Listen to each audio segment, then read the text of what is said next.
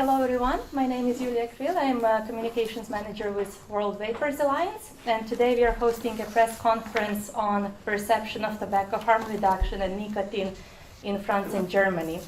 The presentation of the report on perception of tobacco harm reduction and nicotine in France and Germany was commissioned by the Consumer Choice Center in cooperation with World Vapers Alliance via the research company InfoSapiens.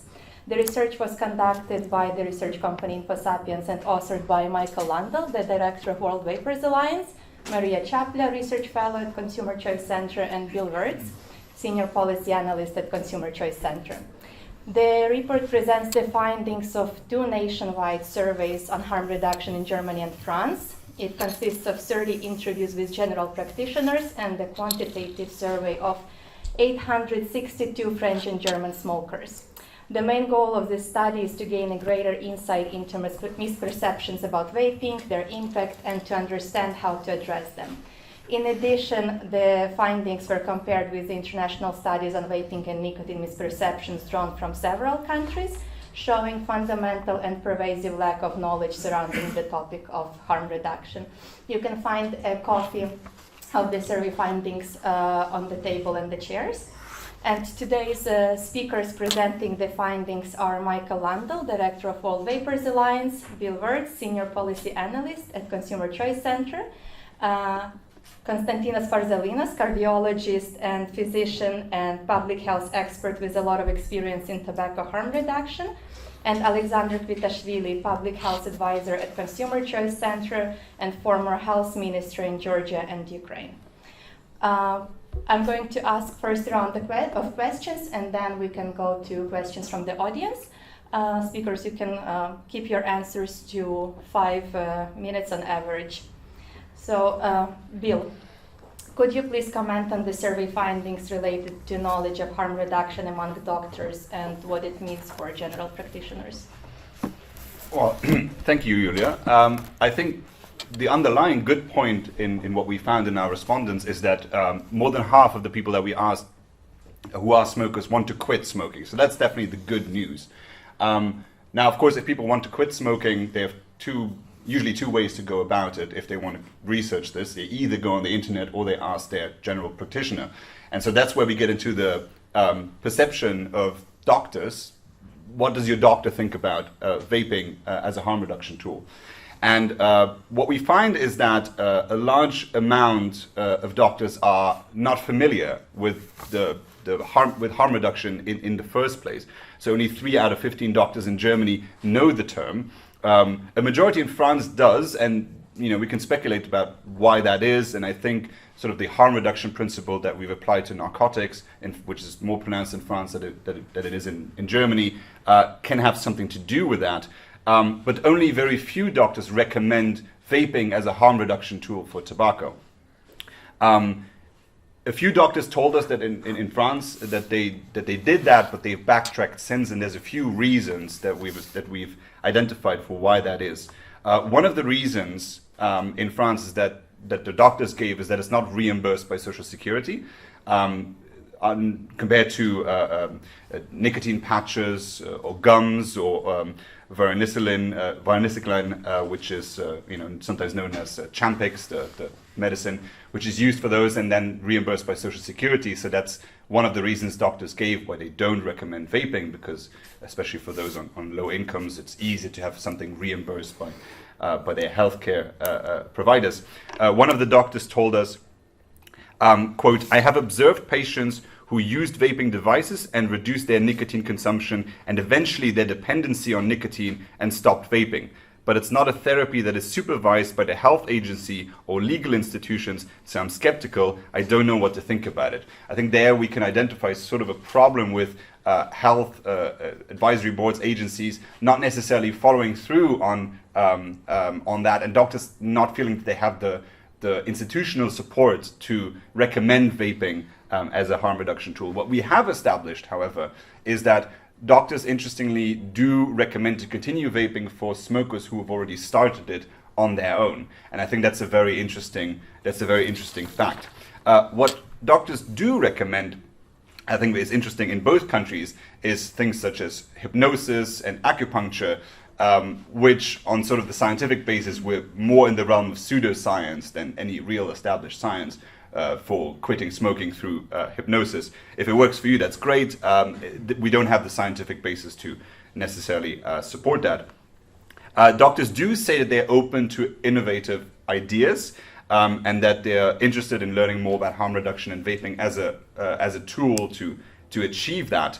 However, we're not quite there yet. One doctor told us that he actively recommends vaping devices along with other solutions. He recalls the case of about 8 heavy smokers back in 2011 who gave up smoking traditional cigarettes thanks to vaping devices without consulting him in the first place.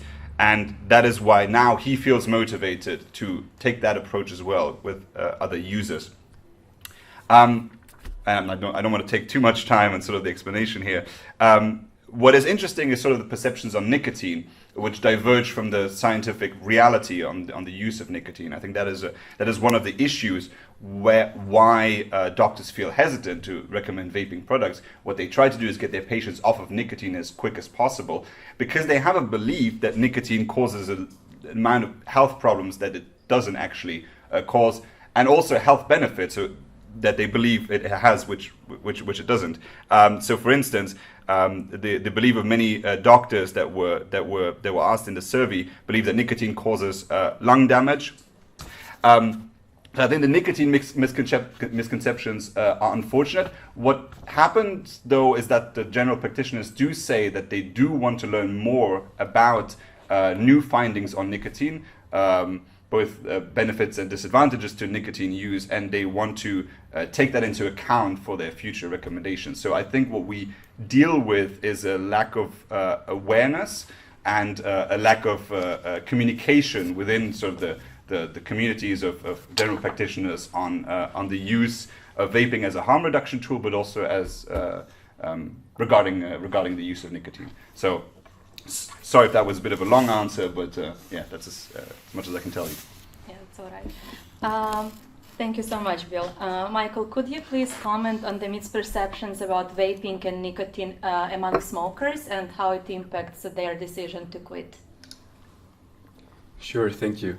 So basically, that was the second part of the whole survey, where we directly ask smokers about their conceptions about different products, about nicotine, quite similar, but more smokers, we said we want to know from the smokers, because obviously this is the group who is most affected by misconceptions, because that can hinder their way forward or how they try to quit smoking. And that's why I would like to start with the second part of the question, actually, the impact those misconceptions have. Some of you might know, I personally know, quitting smoking is one of the hardest things to do, and only 2 to 3% of smokers successfully quit without any help. And we still see 700,000 smoking-related deaths in the EU, so it's a really serious problem, and we thought we need to understand this misconception so that then policymakers can base their decisions on how to help smokers to quit. And I think there are 3 key elements which we always need to have in our head when it comes to helping smokers quit cigarettes. Obviously, the first one is to have options. We have already heard all smokers are different, all people are different, so we need to have as many ways away from cigarettes as possible. That is kind of a policy requisite for having a consumer-friendly regulatory framework, so that for some it works cold turkey, or actually only a few. For some in the Nordic countries, snus works great, and as it turns out, vaping is one of the most successful smoking cessation aids. But obviously everything, or for every person, different things are working, so we need to have that on the table. And obviously, to make sure that the smokers can make the right decision for themselves, they need to have accurate information about those kind of things.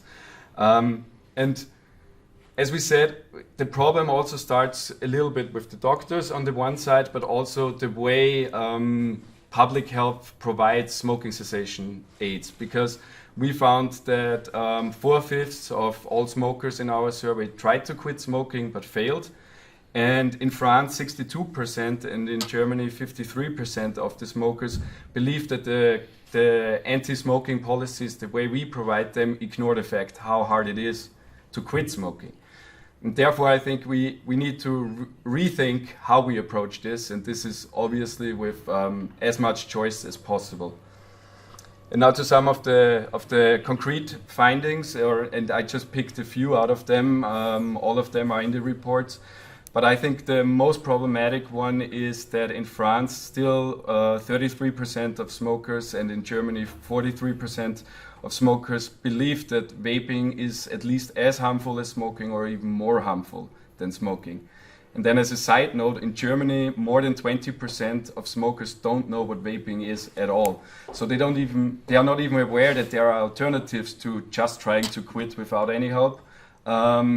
And that obviously hinders a lot of people from switching from smoking to an alternative. And the other astonishing number for me is almost 70% in France and more than 70% in Germany, also from the smokers, believe that nicotine causes cancer. And obviously Professor Faselinos is more prepared to show the actual scientific status quo, but I think it's fair to say that it's generally accepted that vaping is less harmful compared to smoking. And therefore it's a disaster that even the smokers, those we want to target and help to get away from cigarettes, have such high amount of misconceptions and misinformation actually. One of the things was 11% of in both countries of the smokers actually think that cigarettes are the least harmful product out of all the alternatives we gave them, which included snus, oral pouches, vaping. So there is a lot of misinformation with real life impact because that hinders people. Apart from price, probably the improvement of one's own health is one of the key motivating factors of smokers to switch away. And if they think the other product is as harmful or even more harmful, obviously this motivation is decreased.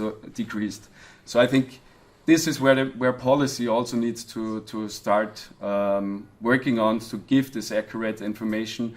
And we see good examples, like in the UK, that it can change things when public health agencies and politicians actively encourage smokers to switch.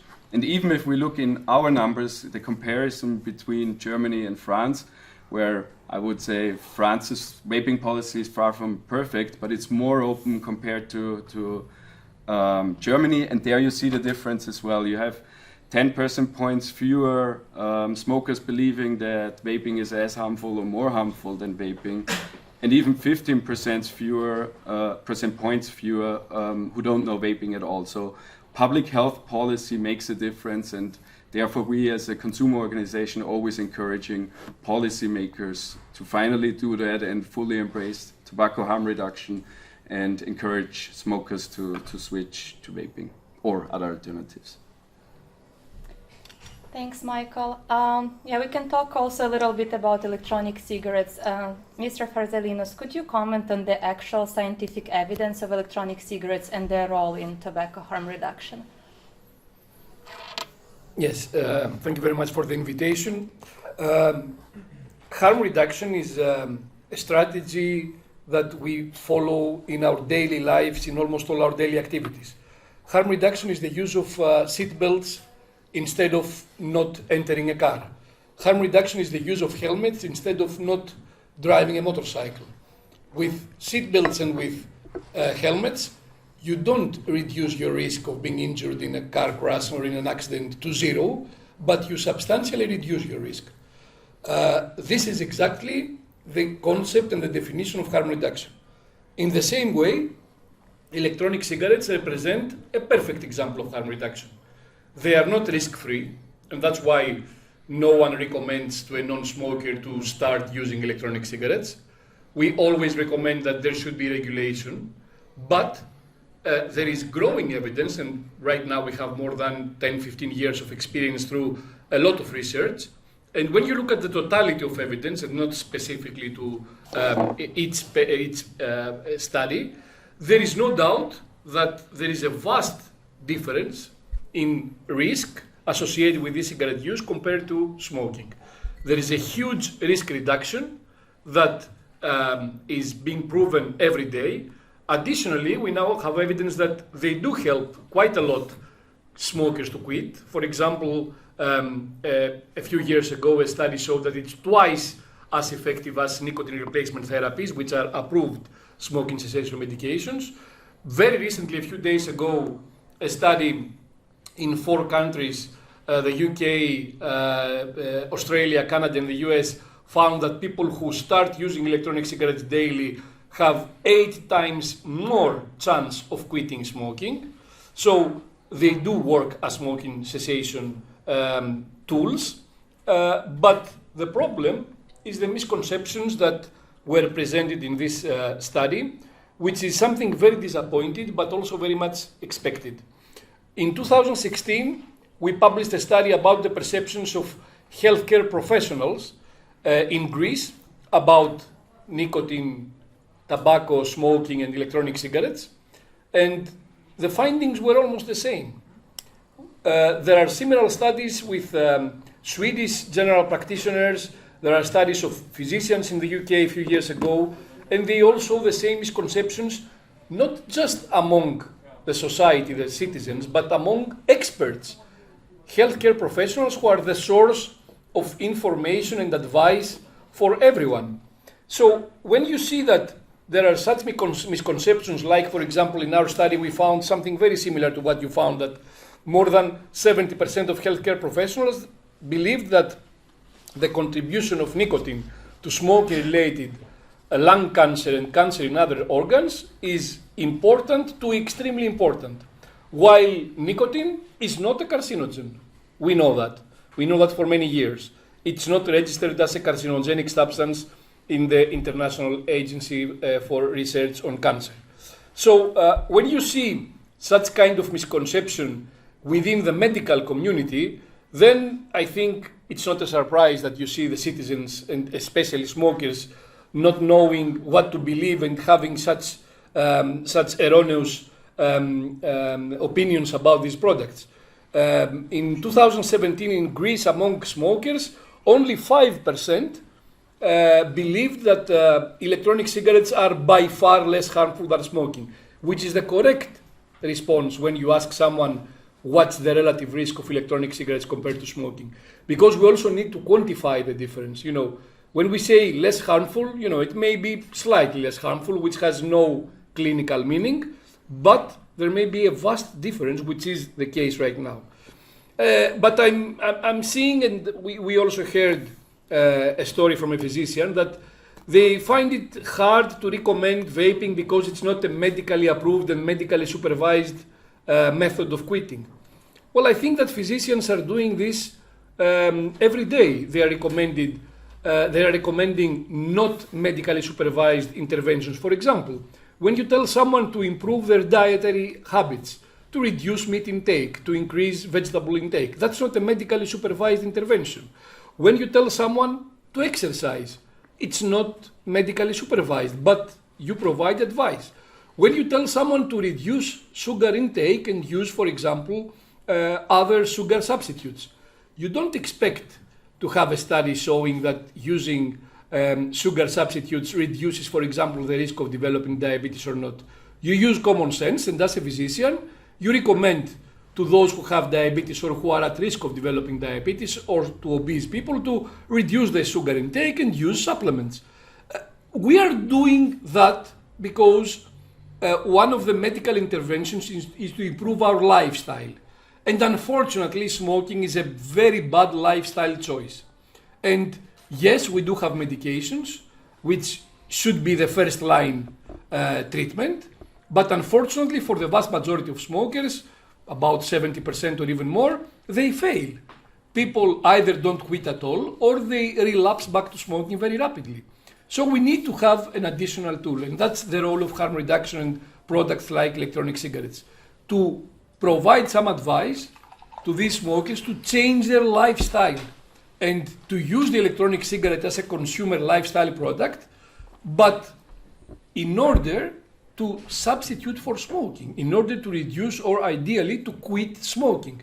And we already have evidence that several prognostic factors that are associated with the risk of developing future disease are substantially improved when people switch from smoking to electronic cigarette use. There are studies on asthmatic patients that their lung function improves. There are 2 studies on cardiovascular risk factors. For example, the function of the vessel wall, of the arterial wall, it improves within 4 weeks of switching from smoking to electronic cigarette use containing nicotine, the electronic cigarettes which contain nicotine. So I think we need to be more realistic to understand that, yes, ideally no one should quit, and everyone should quit, every smoker should quit by themselves or with medications. It's not happening for the past 60 years that we know that smoking is extremely harmful. So we need to have a realistic approach. We need to increase options for all smokers, and using electronic cigarettes with a variety of devices, flavors, nicotine strengths is one of the fits perfectly to the definition of harm reduction and is needed in order to satisfy the preference of the most possible smokers and help them get rid of a very, very bad habit and a very bad lifestyle choice. Thank you. Thank you so much, Dr. Farzalinos. And Mr. Kvitashvili, how, in your opinion, such misperceptions about nicotine and vaping in the leading EU countries impact the global approach to harm reduction? Thank you. Thank you for having me here. I think Professor Farzalinos just mentioned really good examples of what the harm reduction really means, and whether it's medically supervised or non-medically supervised. For example, I'll give you another example, one more, on the drug addiction, which has been widely used worldwide, and it's a drug substitute program, methadone, which obviously is not recommended as a standalone substance to use for non-drug addicts, but it's one of the successful ones. And there are a lot of other harm reduction policies and programs that have been around. For example, needle exchange for the HIV patients. A lot of things that prove that you are moving towards less risky ways of dealing with things, which you cannot stop happening or as a fact they're around. For the policymakers, usually, and I'm looking at the more of a developing countries where smoking is a far more widespread than in the developed countries for many reasons. And if you look at the countries that are enacting new policies, they usually look at the EU and the advanced countries to come up with the solutions for the problems that they have.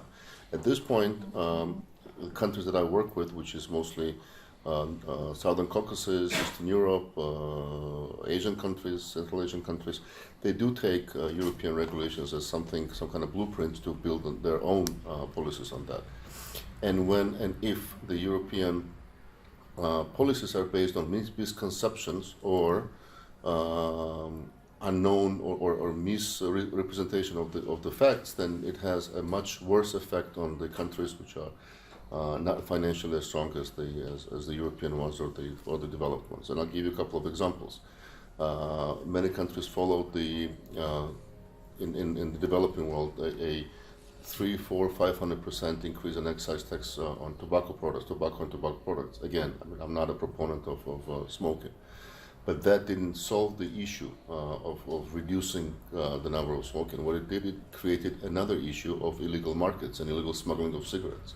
It's a very simple thing. Over regulating certain fields in this particular case may harm the very foundation of the good cause that it was started with.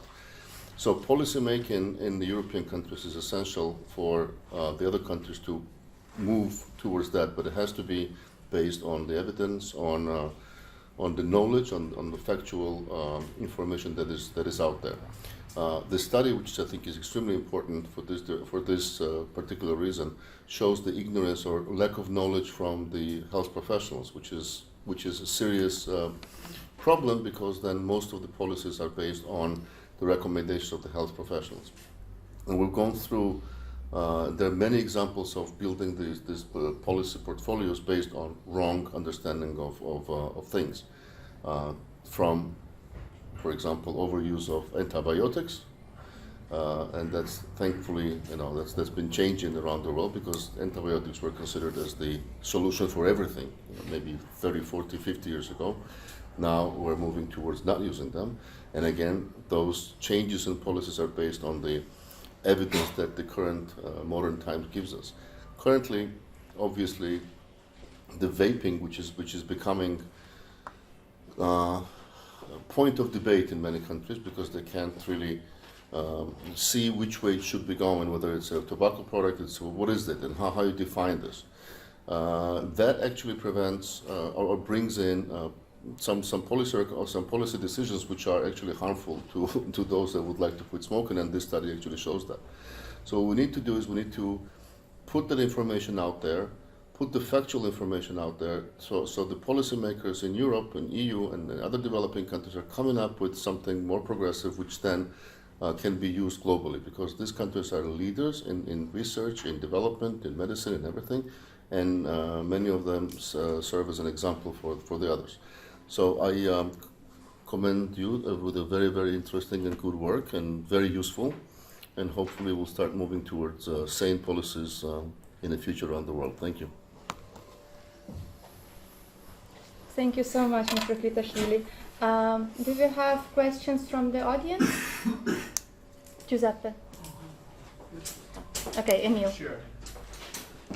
I have a question in terms of, so the study concludes by looking at medical licensing as one possible solution for streamlining support for vaping, for doctors, but knowing the comparative case from the UK with the MHRA, the regulatory agency there, they've struggled to be able to actually get medical licensing closer to, term in term, because right now it takes years and years and very costly, so that none of the actual big vaping firms have applied for medical licensing in the UK. So what do you think would be a good solution in terms of bringing that forward, making that official for the licensing market?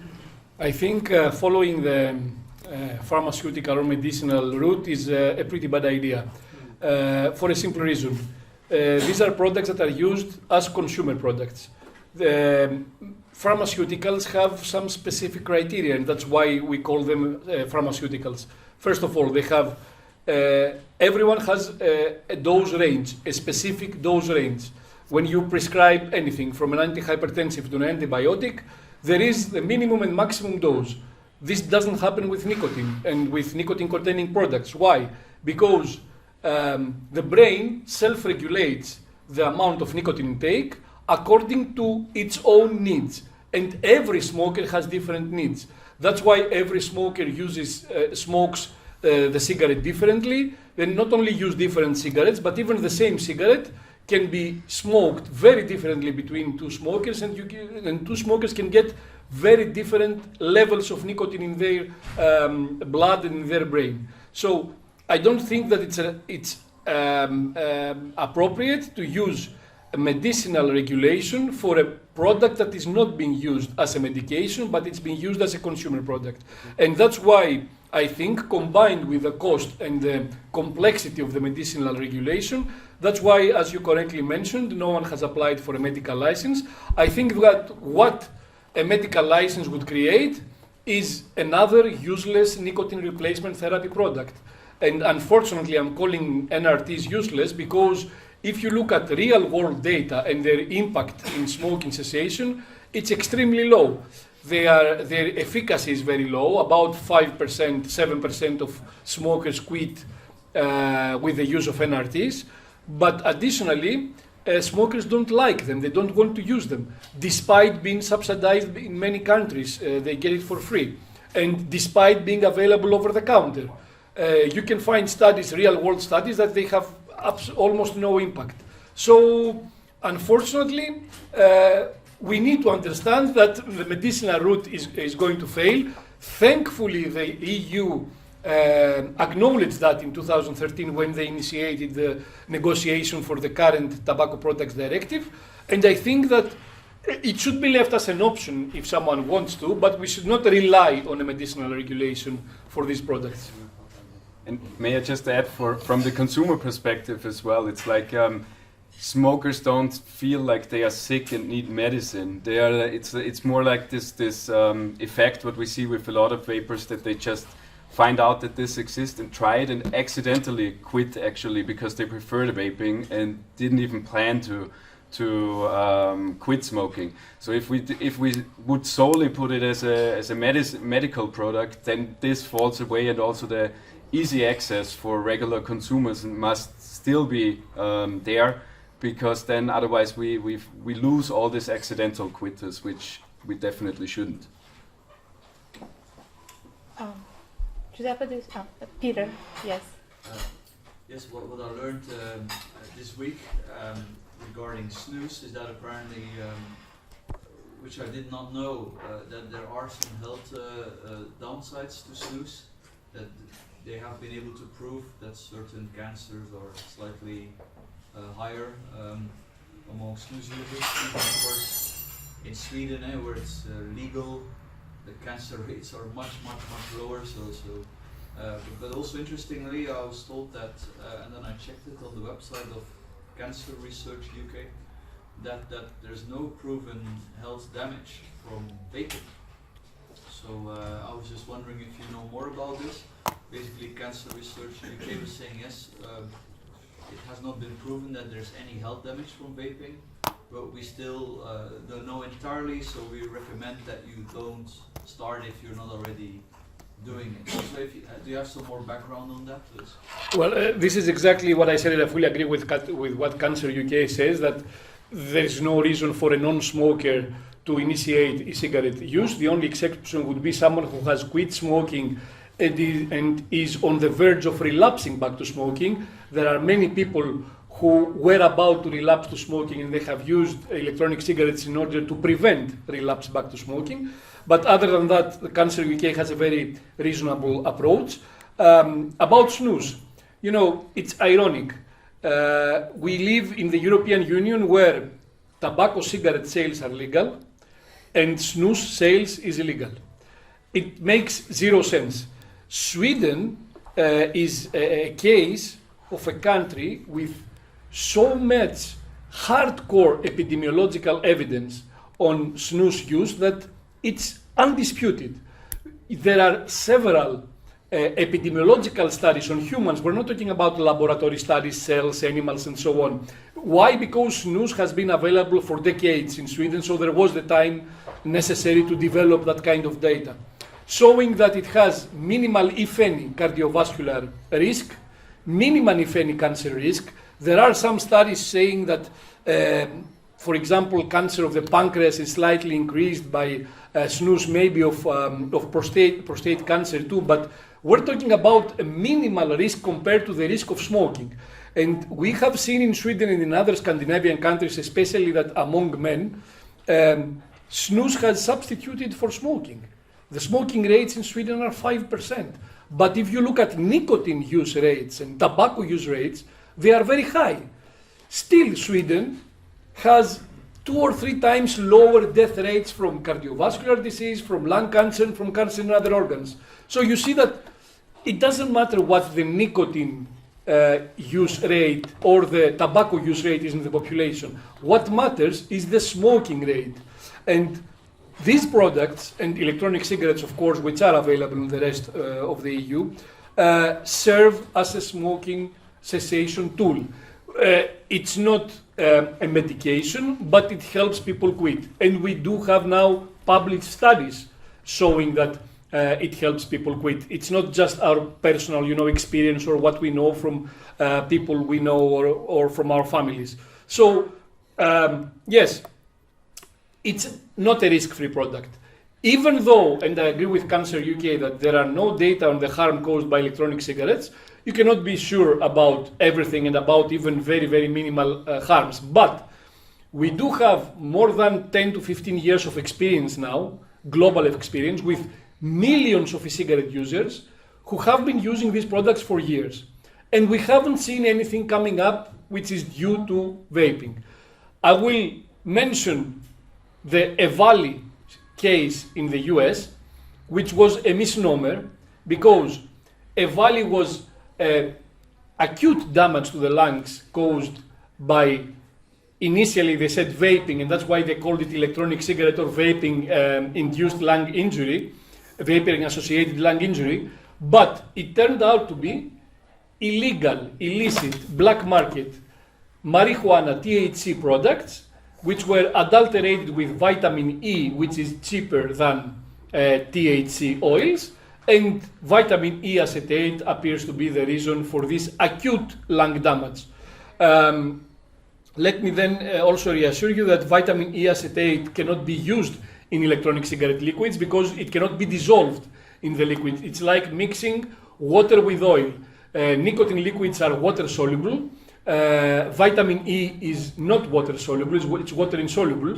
So even if you add vitamin E to any liquid, it will separate, it will create a separate layer, similar to mixing oil with water. So the Cancer UK is right, despite not having any evidence of any harm caused by electronic cigarettes. And there was also a study a couple of years ago which tested this situation with vapers who have never smoked, and they followed them up for 5 years, and they did several tests in the lungs. And over 5 years, these vapers who had never smoked did not have any changes in the lungs associated with any sort of damage caused by vaping. But still, we need to be cautious. We're not recommended e-cigarettes or nicotine use to everyone, only to smokers or to former smokers who risk relapsing as a smoking cessation and smoking prevention tool.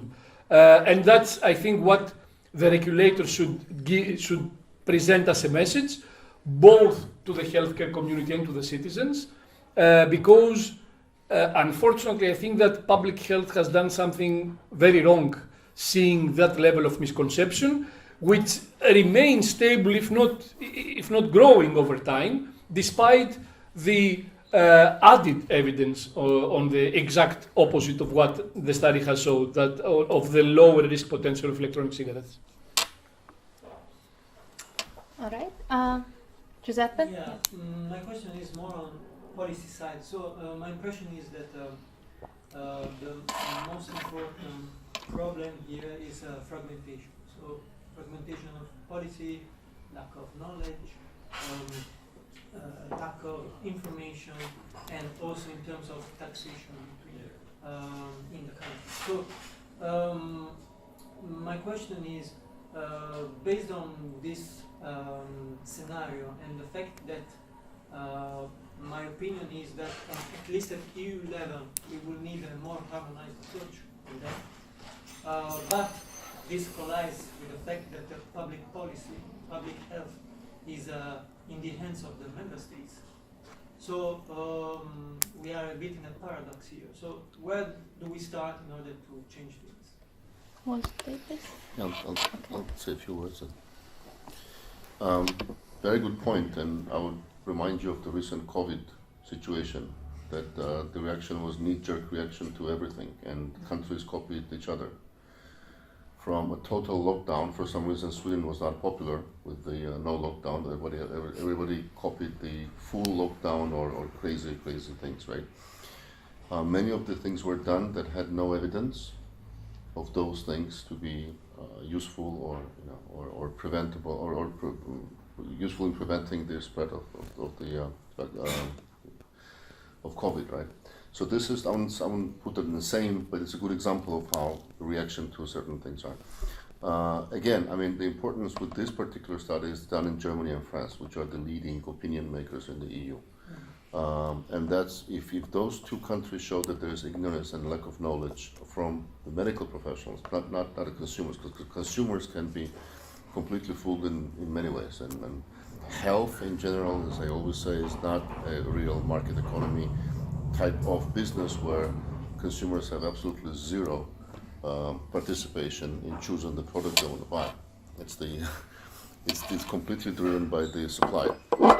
Okay, so if we see that kind of misconception, then this will be or could be the basis for policies which will not be helpful in general, within the EU for those that want to quit smoking. Because again, we're not advocating this product as something that should be purchased and consumed like Diet Coke or something. But again, it's a good example is Diet Coke, no sugar Coke and Coke, right? Now, to me, the approach is if I don't want to have sugar products, sugar Coke, I don't drink Coke, period. So I don't understand the concept of non-alcoholic beer as well. But that's the sidetrack. So the problem is that if we are seeing that this type of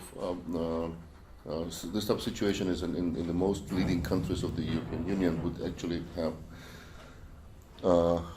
probably contributed the most in creating the public health policy in the EU region, then we should expect that some let's say not too smart policies will be enacted, and that then they'll be copied around the world, and we're going to end up in situations that we've seen recently with COVID. Thank you. I would add something.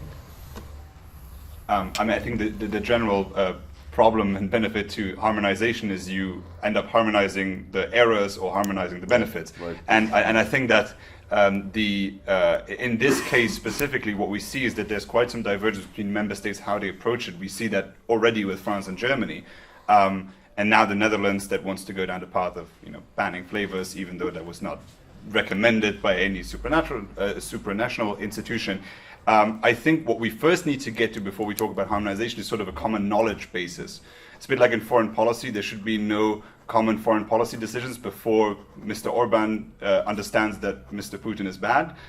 Before he understands that there can't be, we can't harmonize those things. I think that's the same problem here. Before everyone has understood the benefits of vaping as a harm reduction tool, it's going to be difficult to get sort of a common line. And if the misperceptions persist in the European Parliament, for instance, then what we're going to do is undo many of the positive things that have been done in some member states.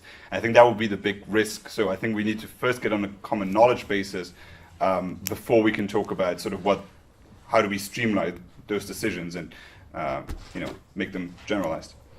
Just one sentence, because we included it as well in the paper. We shouldn't completely forget the building right next to us, the European Parliament, and ESIG Intelligence did a survey among MEPs, and there it came out that 1/3 of all MEPs don't know anything about any tobacco harm reduction product. And even though, yes, it is important to get this common ground, but with the Tobacco Products Directive coming up, the most important regulatory fields will be decided by the European Parliament in the next year or 2 years. So I think it is also very important to focus on the EU level and to educate there the decision makers, because as we have written in the paper, there is a lot of misconceptions and lack of knowledge in the European Parliament. But nevertheless, they still want to regulate it. I don't think that the problem is the need or the intention to regulate. All consumer products are regulated. This should be also regulated even for more reasons, because, for example, we should target only smokers with this product and not the whole consumer market. But here in the EU, I think we are risking making huge steps back with the new TPD. The first Tobacco Product Directive, and I was here and I presented in the European Parliament one of the very few studies that I did at that time, because the initial proposals had some crazy ideas about nicotine limits that had nothing to do with reality. The initial TPD, the final version, was not bad. It was not ideal, of course. There was room for improvement, but at the end it was not bad. And that's why, in fact, I advocated for many countries to use the EU regulation, outside the EU, in Asia, to use the EU regulation as a basis to set their regulatory framework. But I think that what's happening in Europe is that there is an abuse of the precautionary principle. Mm-hmm. They are overusing it despite having several years. The original TPD, the TPD that we have now, was voted in 2014. And it was implemented in all member states in 2016. We have 6 years of experience. Did you see anything bad coming out from this regulation?